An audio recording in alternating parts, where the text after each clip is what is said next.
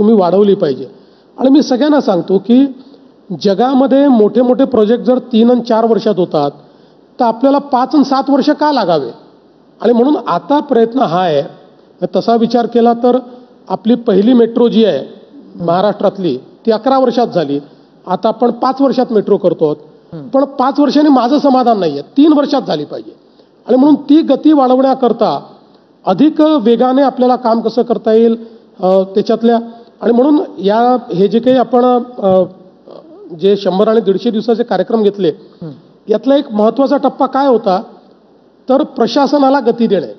आणि प्रशासनाला गती देण्याचा अर्थ काय केला आपण तर इतकी ब्युरोक्रेसी आपण तयार केलेली आहे.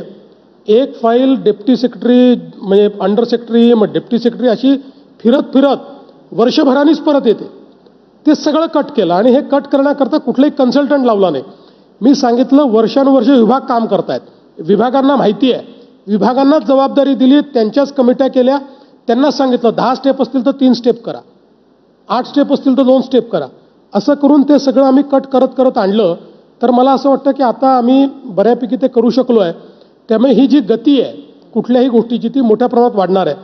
एक तुम्हाला उदाहरण सांगतो की राईट टू सर्व्हिस ॲक्ट याच्या अंतर्गत आमच्या असं लक्षात आलं की आपल्याला गती द्यायची आहे, त्याच्यात सुधारणा आणायची आहेत. तर त्याच्यावर आम्ही काम सुरू केलं.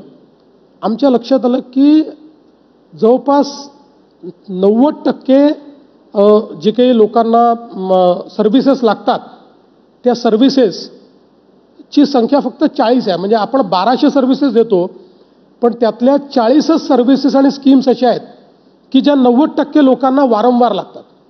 त्यामुळे त्या 40 जर आपण सुधारवल्या तर 90% डिलिव्हरी सिस्टीम सुधारते.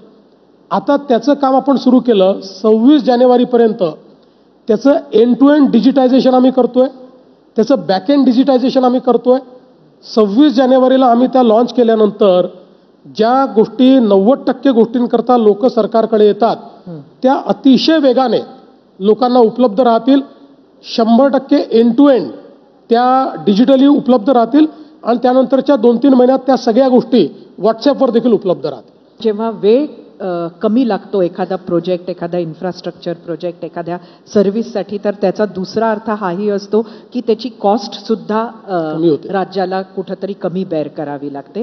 असं जरी असताना झपाट्यानं इन्फ्रास्ट्रक्चर आपल्याला बघायला मिळतंय. पण शहरांचा जर विकास बघितला, मग अगदी नागपूर असो, मुंबई असो, संभाजीनगर, नाशिक, ही जी सगळी शहरं आहेत, पुणे, इथे शहरात जे लिव्हिंग कंडिशन्स ज्यांना होता, म्हणजे मग रस्ते असो, सिवेज असो, ड्रेनेज सिस्टीम असो, STPs असो, हे मात्र त्याचा समतोल अजूनही आपल्याला गाठता येत नाही आणि तिथं जगणं हे अजून आणि अजून कठीण होत आहे.